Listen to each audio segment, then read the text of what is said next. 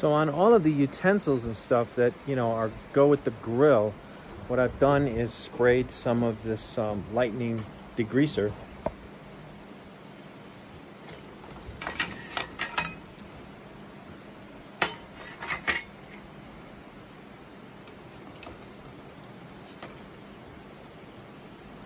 See how nicely and bright and shiny these things come as a result of that. It's really good stuff.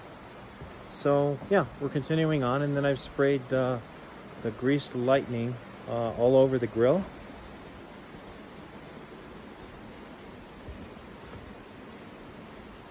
On the inside and stuff. And as you can see, then it really does a nice job of cleaning up. All right, continuing on, here we go.